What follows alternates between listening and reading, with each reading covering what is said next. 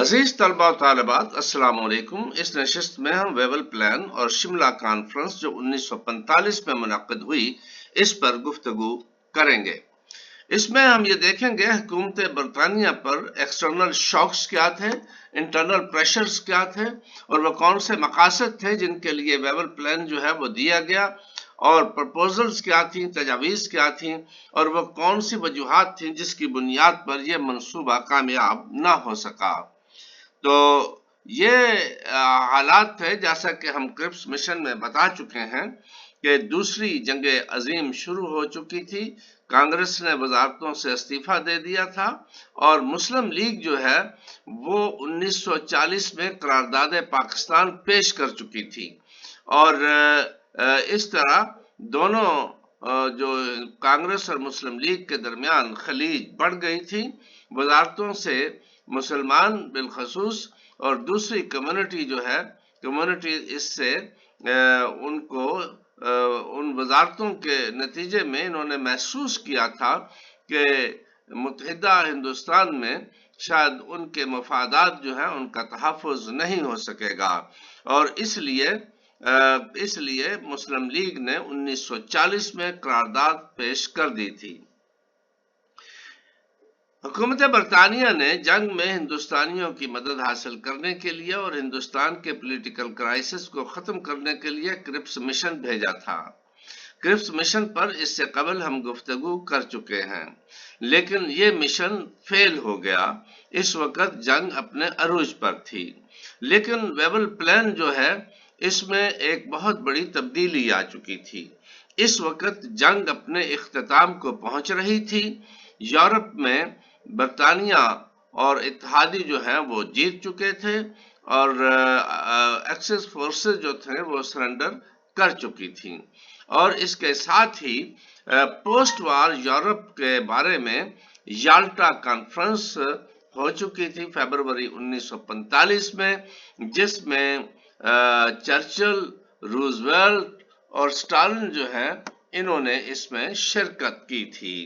اور اس طریقے سے اس وقت جو ہے حالات 1942 کے کرپس مشن کی جگہ بالکل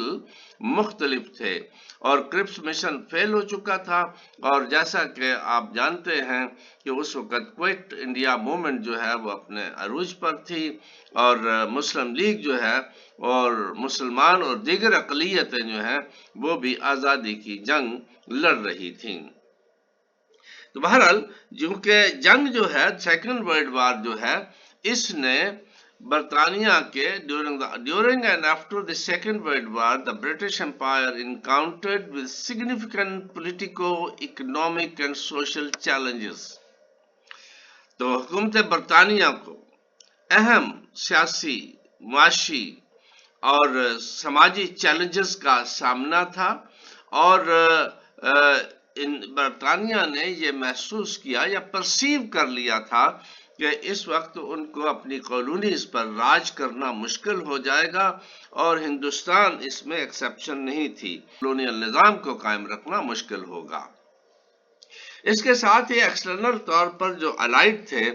وہ بھی حکومت برطانیہ پر دباؤ ڈال رہے تھے کہ آزادی کی تحریکوں کو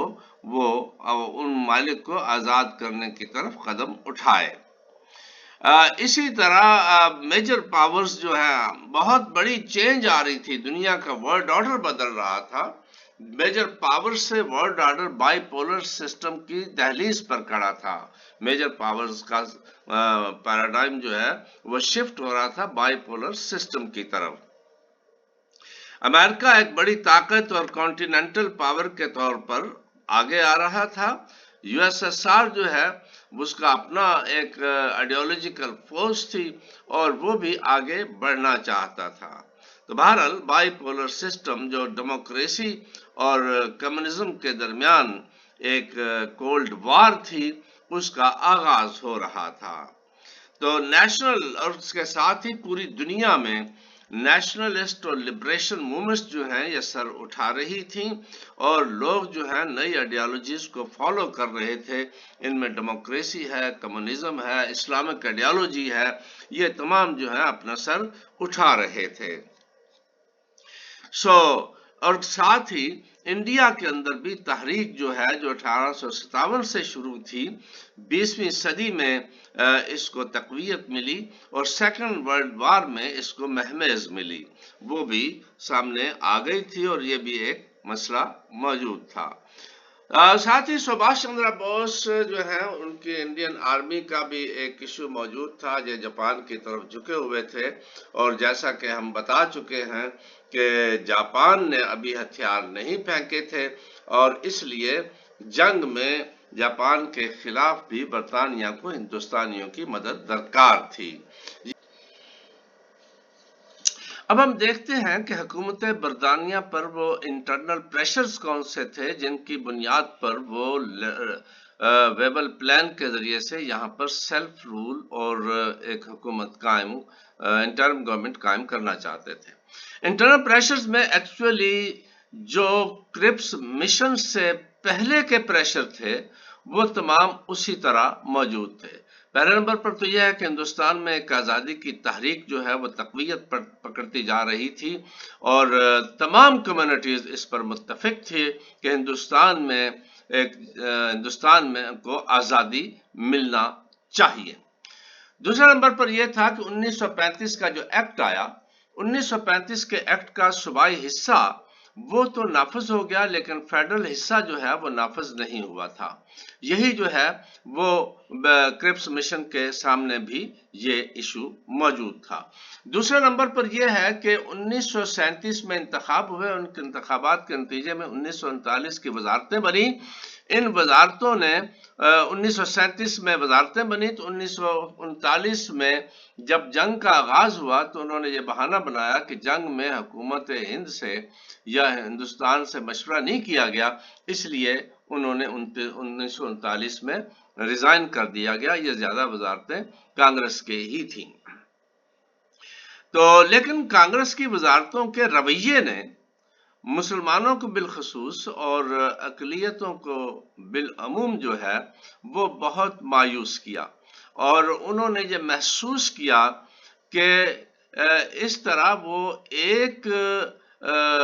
غلامی سے نکل کر دوسری غلامی میں چلے جائیں گے، کیونکہ کانگریس اپنی اکثریت کے بل بوتے پر دوسرے تمام گروہوں کو، ان کے ثقافت کو، ان کے کلچر کو، ان کے مذہب کو ان کا خیال نہیں رکھ رہی تھی۔ اس لیے مسلمانوں نے 1940 میں قرارداد پاکستان پیش کی اور انہوں نے الگ وطن کا مطالبہ کر دیا تھا، اور ساتھ ہی جب 1939 کی وزارتوں سے کانگریس نے استعفے دیے تو قائد اعظم محمد علی جناح نے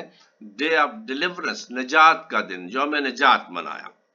1940 میں قرارداد پاکستان آ چکی تھی۔ اسی طرح سکھ، یورپین، ہریجن، یہ تمام کمیونٹیز جو ہیں وہ بھی اپنے سیف گارڈز کے لیے اپنے مذہب اور ثقافت، اپنے کلچر اور اپنی سیاسی آزادی کے لیے کوشاں تھیں۔ تو جنگ اس سے پہلے 1940 کی تجاویز آئی تھیں جو کامیاب نہ ہوئیں، اور 1942 میں کرپس مشن آیا جو کہ ان معاملات کو طے کرنے کے لیے تھا۔ اسٹیٹس کا فیوچر بھی ایک اہم تھا۔ تو 1942 کا کرپس مشن جو ہے وہ ناکام ہو گیا، اور اس کی ناکامی کی ایک وجہ اہم یہ تھی کہ اس وقت جنگ اپنے عروج پر تھی اور حکومت برطانیہ کے تمام وعدے جو تھے وہ جنگ کے بعد سے شروع ہوتے تھے، اس لیے ہندوستانی لیڈرشپ نے اس کو ایکسیپٹ نہیں کیا اور وہ ناکام ہو گیا۔ اور اس مشن کے ناکام ہونے کے بعد کوئٹ انڈیا موومنٹ وہ شروع ہوئی، اور وہ وہاں پہ اب اس میں فرق صرف یہ تھا 1942 کے کرپس مشن میں اور ویبل پلان میں کہ 1942 میں جنگ اپنے عروج پر تھی، جبکہ 1945 میں یالٹا کانفرنس ہو چکی تھی، یورپ میں سرنڈر ہو چکا تھا، اور صرف جاپان کے جو ہے وہ اس کی بمبارمنٹ اپنی جگہ پہ موجود تھی، جنگ اپنے اختتام کو پہنچ رہی تھی، یہ اس میں فرق تھا۔ اور ساتھ ہی بنگال کے اندر قحط پڑ گیا، یہ بھی ایک بڑا ایشو ان کے سامنے آ گیا۔ ان حالات میں لارڈ لنتھگو کے دور میں جو یہاں پر مختلف کوششیں ہو رہی تھیں، تو لارڈ ویول جو ہے، لارڈ ویول کے سامنے اب اہم ٹاسک یہ تھا کہ وہ ہندوستان میں سیلف رول کی طرف قدم بڑھائے اور اس کے لیے راہ ہموار کرے، اور اس مقصد کے لیے ایک حکومت انٹرم گورنمنٹ کانسٹیٹیوٹ کرے جو تمام کمیونٹیز کو ایکسیپٹیبل ہو، تمام کمیونٹیز کو ایکسیپٹیبل ہو، ایسی گورنمنٹ کانسٹیٹیوٹ کرے۔ اور یہ گورنمنٹ جو ہے، یہ گورنمنٹ اس کے بعد انتخاب کروائے اور فیوچر کے کانسٹیٹیوشن کو ہندوستان کے کو یہ بنائے۔ یہ اس کے سامنے اہم ٹاسک تھا۔ اس مقصد کے حصول کے لیے لارڈ ویبل نے آتے ہی تمام جو ہندوستانی لیڈرشپ جیل میں تھی، گاندھی تھے، نہرو تھے، سردار پٹیل تھے، مولانا ابوالکلام کلام آزاد، بہت سے لیڈر جیلوں میں تھے، ان تمام کو انہوں نے آزاد کر دیا۔ تو لارڈ ویبل نے یہاں پہ 1945 میں اپنا ایک منصوبہ یہاں پہ ڈسکشن کے بعد بنایا اپنی بیوروکریسی اور اس سے، اور اس کے بعد 19 مئی 1945 میں وہ لندن اس منصوبے کو حکومت سے ڈسکس کرنے کے لیے گئے۔ تو لندن میں سیکرٹری آف اسٹیٹ اور دیگر ملاقاتوں کے بعد واپسی پر انہوں نے 25 جون 1945 کو شملہ کانفرنس جو ہے یہ طلب کی۔ تو شملہ کانفرنس کا مقصد اس منصوبے کو ہندوستانی لیڈرشپ کے ساتھ ڈسکس کرنا اور ان کا اعتماد حاصل کرنا اور اس کو قابل عمل بنانا تھا۔ تو شملہ کانفرنس 25 جون 1945 کو ہی، اور اس میں مولانا ابوالکلام آزاد اس وقت کانگریس کے پریزیڈنٹ تھے، اور قائد اعظم محمد علی جناح، گاندھی، پٹیل اور دیگر 21 لیڈرز نے اس میں شرکت کی۔ اور یہ جو کانفرنس تھی، اس میں جو پرپوزلز آئیں، تجاویز آئیں، وہ یہ تھی: number 1، viceroy executive council was to be reconstituted, viceroy کی ایگزیکٹو کونسل ری کانسٹیٹیوٹ کی جائے گی۔ All members to be Indian except the viceroy and commander in chief, commander in chief اور وائسرائے کے علاوہ تمام انڈین جو ہے وہ تمام ممبر انڈین ہوں گے۔ Portfolio of external affair was to be transferred to an Indian member of the council, foreign affair کا پورٹفولیو بھی انڈین ممبر کو ٹرانسفر کرنے کا اندیا دے دیا گیا۔ اس میں ایک چیز رکھی گئی کہ گورنر جنرل جو ہے وہ ویٹو پاور منسٹریل ایڈوائس پر ویٹو پاور کا اختیار گورنر جنرل کے پاس تھا، لیکن یہ اندیا دیا گیا کہ یہ اختیار کم سے کم استعمال کیا جائے گا۔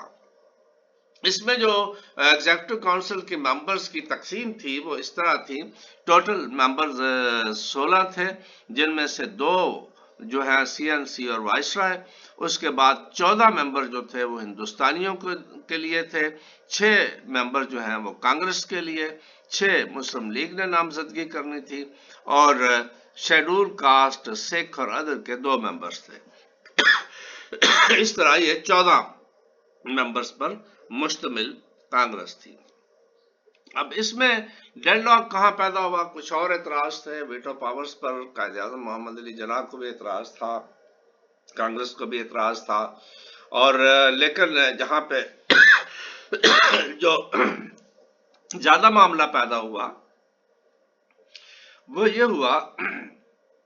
کہ جو 6 ممبر تھے، کانگریس یہ چاہتی تھی کہ مسلمان ممبروں پہ بھی اسے ہی حق دیا جائے کہ وہ کچھ ممبر اپنے منتخب کر سکے، نامزد کر سکے، جبکہ مسلم لیگ جو ہے ان کا یہ کہنا تھا کہ مسلم لیگ اس وقت مسلمانوں کی سول ریپرزنٹیٹو ہے، انہوں نے الگ وطن کی قرارداد جو ہے متفقہ طور پر پاس کی ہے، اس لیے انٹرم گورنمنٹ میں جو مسلمانوں کے 6 نمائندے ہیں اس میں اس کی نامزدگی صرف مسلم لیگ ہی کو کرنے کا اختیار ہوگا۔ اس کے اوپر ڈیڈ لاک پیدا ہوا، اور اس طریقے سے یہ کانفرنس جو تھی یہ ناکام ہو گئی، اور لارڈ ویبل نے اس کانفرنس کے ناکام ہونے کا اعلان کر دیا۔ تو عزیز طلباء و طالبات، مزید معلومات اور منصوبے کے اہم پوائنٹس کے بارے میں جاننے کے لیے یہ آپ سلائیڈ ویبر پلان اور دوسری شملہ کانفرنس ہے، اس کو دیکھ سکتے ہیں۔ Thank you very much.